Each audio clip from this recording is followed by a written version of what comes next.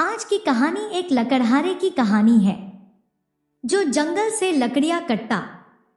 उस लकड़हारे ने सारी उम्र जंगल से बड़ी ही मेहनत से लकड़ियां काट कर जंगल से दूर एक छोटा सा घर बनाया था।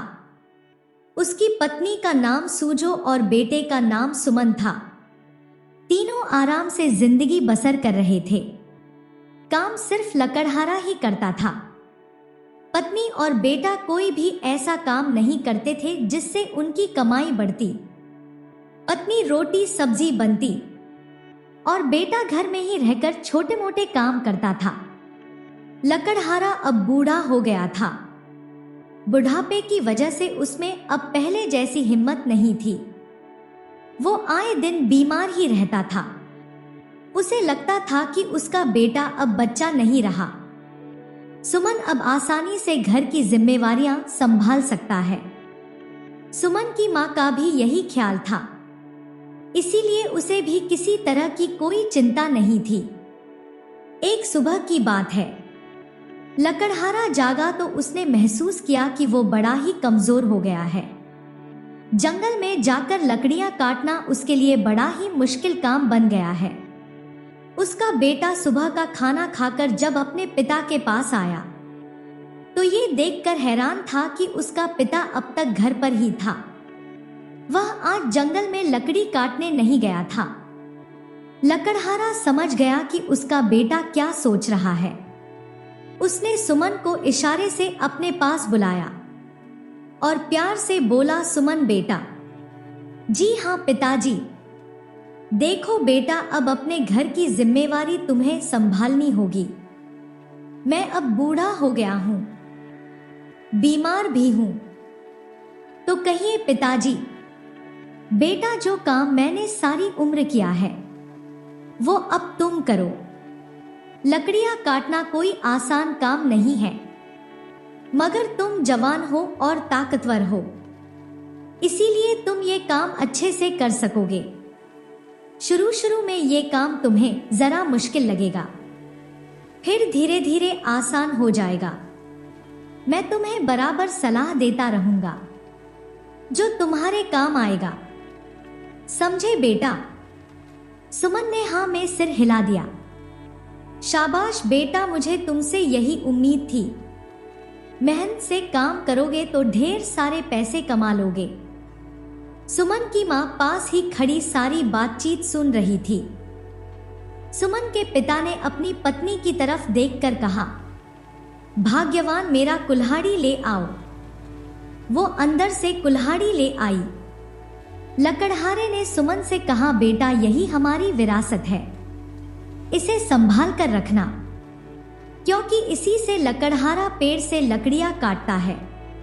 ये कहकर उसने कुल्हाड़ी सुमन के कंधे पर रख दिया और उसे बताने लगा कि अच्छे पेड़ कहां कहां पर हैं, कितनी लकड़ियां हर रोज कटनी चाहिए और किस तरह से लकड़ियों का गट्ठा बनाकर उसे उठाकर शहर में उस जगह पर ले जाना होगा जहां लकड़ियां बेची जाती हैं।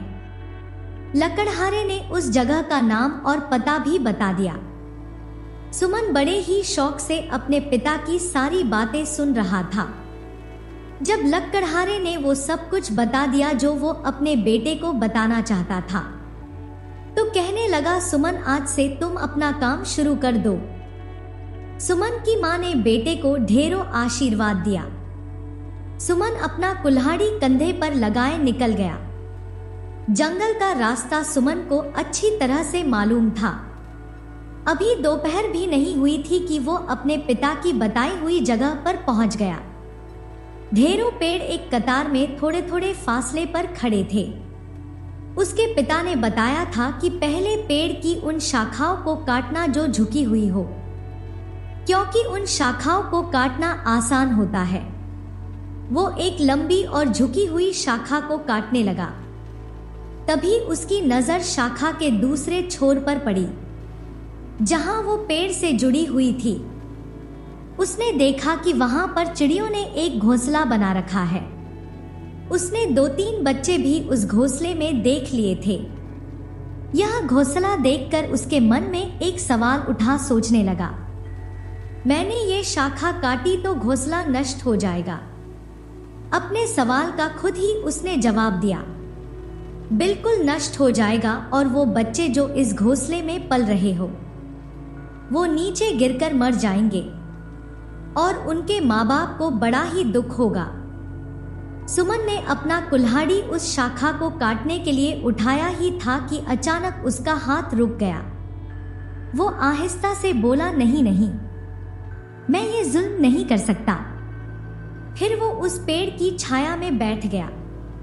कई बातें उसके मन में आने लगी। वो सोचने लगा, मेरे पिता ने मुझे लकड़ियां काटने भेजा है। अगर मैं उनका कहा मानता हूं तो वो खुश होंगे।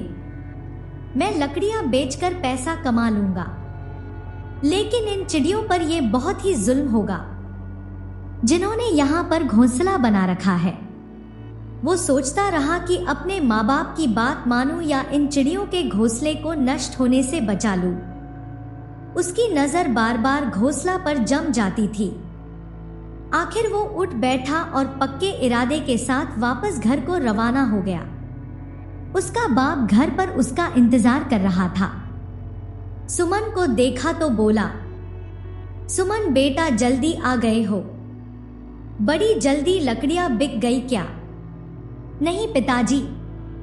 क्या बात है? पिताजी, मैं पेड़ पर कुल्हाड़ी नहीं चला सकता। लकड़हारा इस बात पर बड़ा ही हैरान था। सुमन ने जो कुछ देखा था वो अपने पिता को बता दिया, इससे पहले कि उसका पिता कुछ कहता। उसकी मां ने कहा, बेटा, अगर उस पेड़ पर चिड़ियों ने घोंसला बना रखा था तो तू उसे छोड़कर किसी दूसरे पेड़ की शाखाओं को काट लेता। सुमन ने जवाब दिया, अम्मा, वहां पर भी पक्षियों ने घोंसला बना रखा था, मैं कैसे कटता? लकड़हारे ने जब अपने बेटे की बात सुनी तो वो बहुत ही नाराज हो गया। गुस्से में कहने लगा, अरे ना समझ, लकड़हारा ये नहीं देखा कि पेड़ पर पक्षियों का घोंसला है या नहीं। उसे तो लकड़ियां काट कर बेचनी होती है। तुमने बड़ी ना समझी की हरकत की है। मैं नहीं समझता था कि तुम इतने पागल हो। लकड़हारा गुस्से में ना जाने क्या क्या कह देता कि बीच में ही उसकी पत्नी ने समझाया। कहने लगी, आखिरकार ये अभी बच्चा है, अभी कुछ ना कहो, 2-3 दिन ठहर जाओ, ये जरूर अपनी जिम्मेवारी समझ लेगा। 2-3 दिन बीत गए तो पिता ने एक दूसरी जगह का पता बताया।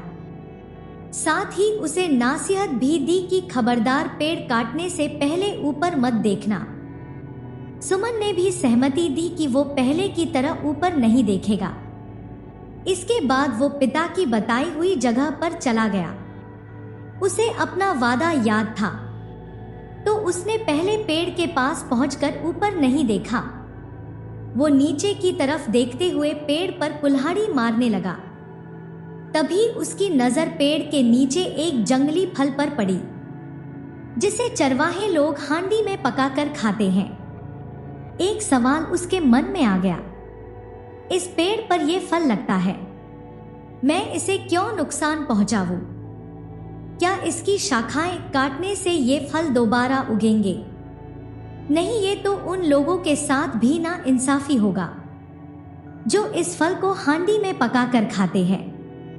वो देर तक उस पेड़ के नीचे बैठा रहा और सोचता रहा। उस दिन जब लकड़हारे ने अपने बेटे को देर से आते देखा तो उसे यकीन हो गया कि ये अब जरूर लकड़ियां बेचकर पैसे कमा कर लाया हूं। वो खुश होकर बोला, आज मेरा बेटा काफी पैसे कमा कर लाया है। क्यों सुमन, ठीक कहा ना मैंने? नहीं पिताजी, मैं कोई पैसे कमा कर नहीं लाया। फिर उसने पिता को पेड़ ना काटने की वजह बता दी। बेटे की बात सुनते ही लकड़हारे के तन बदन में आग लग गई। वो कहने लगा, तू कुछ नहीं कर सकेगा, तुझे लकड़ियां काट कर बेचने के लिए भेजा था, पेड़ का फल देखने के लिए नहीं। मैं क्या करता पिताजी? जानते नहीं कि लोग उस फल को पका कर खाते हैं। तुझे इस बात से क्या मतलब? लोग पका कर खाते होंगे, तू नहीं। पिताजी, वो लोग भी हमारे जैसे ही है ना। लकड़हारे का गुस्सा बढ़ता ही जा रहा था कि तभी उसकी पत्नी ने फिर उसे समझाते हुए कहा, बस अब आप और कुछ ना कहें। मुझे उम्मीद है कि सुमन सीधे रास्ते पर आ जाएगा। लकड़हारा बोला, अब की बार तो मैं बर्दाश्त कर लेता हूँ, लेकिन फिर से अगर उसने ऐसी ना समझी की हरकत की तो मैं इसे घर से निकाल दूंगा। कुछ दिन बीते, लकड़हारे ने इस बार कुछ पुराने पेड़ों का पता बताकर कहा, खबरदार इस बार कोई बहाना मत करना, पैसे लेकर ही घर आना। सुमन जंगल में गया। उसने पुराने पेड़ देखे जो बहुत ही बूढ़े हो चुके थे। पेड़ों को देखकर वो सोचने लगा कि इन्होंने बरसों तक मुसाफिरों के लिए ठंडी छाया दी है। थके हुए लोग उनके नीचे बैठकर आराम करते हैं। इन्हें काटना इनका एहसान मानने की बजाय इन पर जुल्म होगा। और वो वापस आने लगा। रास्ते में एक नदी बहती थी।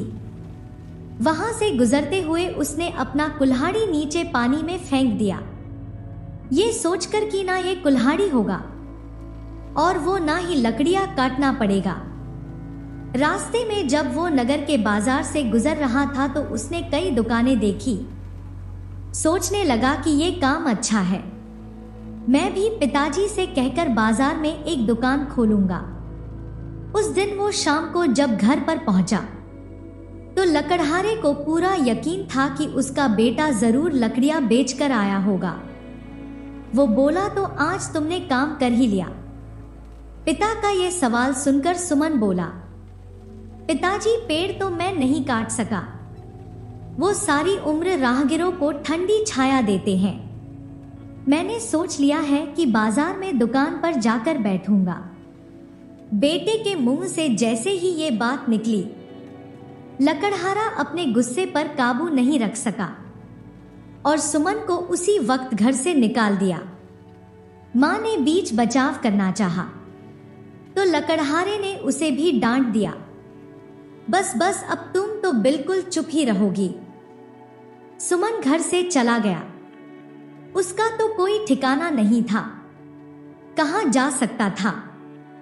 चलता गया यहां तक कि वो इस कदर थक गया था कि उसके लिए एक कदम भी उठाना मुश्किल हो गया। नजदीक ही एक बड़ी महल नुमा हवेली थी। वो उसके दरवाजे पर गिर पड़ा और बेहोश हो गया। दूसरी तरफ लकड़हारा और उसकी पत्नी अपने बेटे की याद में तड़प रहे थे। लकड़हारा बुरी तरह से पछता रहा था कि उसने अपने बेटे को घर से क्यों निकाल दिया था। एक दिन दोनों बेटे की बातें याद करके रो रहे थे कि घर के आगे एक बैलगाड़ी आकर रुकी। उसमें से एक आदमी उतरा।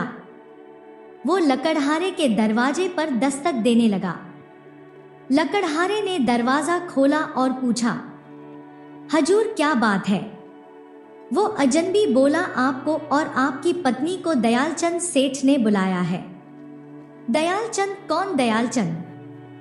लकड़हारे ने ये नाम पहली बार सुना था। अजनबी ने कहा, आपने सेठ दयालचंद का नाम नहीं सुना? वो बहुत बड़े आदमी है, सब उनकी बड़ी इज्जत करते हैं। मेहरबानी करके आप बैलगाड़ी में बैठ जाइए। लकड़हारा और उसकी पत्नी बैलगाड़ी में बैठ गई। बैलगाड़ी उन्हें एक बड़े ही खूबसूरत और शानदार बाग में ले आई। वो दोनों उस बाग को देखकर हैरान हो रहे थे कि तभी एक तरफ से आवाज आई, पिताजी, माजी। अरे सुमन, तू? लकड़हारा और उसकी पत्नी अपने बेटे को देखकर हैरान हो गए। सुमन ने बड़ी अच्छे कपड़े पहन रखे थे और वो बहुत ही खुश दिखाई दे रहा था। मां ने पूछा, तुम यहाँ क्या कर रहे हो सुमन? सुमन कहने लगा, अम्मा, उस शाम को जब पिताजी ने मुझे घर से निकाल दिया था, मैं थक कर एक हवेली के दरवाजे पर गिर पड़ा। इस हवेली के मालिक सेठ दयालचंद है, जिन्होंने ये जानकर कि मुझे पेड़ और पक्षियों से बहुत ही प्यार है, अपने बाग का माली बना लिया। वे रहे मेरे मालिक। तभी सेठ दयालचंद वहां पर आई और कहने लगे, सचमुच सुमन की बात ने मुझे बड़ा ही प्रभावित किया था कि उसे पेड़ों से बड़ा ही लगाव है। वो पेड़ों से प्यार करता है। मैंने उसे अपने बागों के पेड़ों की रखवाली का काम सौंप दिया है। मेरा फलों का व्यापार है। वो यहाँ पर नए नए पेड़ लगाएगा और उनका ख्याल रखेगा। इसने पेड़ों से प्यार किया है, पेड़ों ने इसे इसके प्यार का ये बदला दिया है। सुमन के कहने पर उसके माता पिता भी वहीं पर रहने लगे और खुशी खुशी जिंदगी बसर करने लगे। तो दोस्तों, जो लोग ईश्वर के बनाई हुई चीजों का ख्याल रखते हैं, ईश्वर उनका ख्याल रखता है।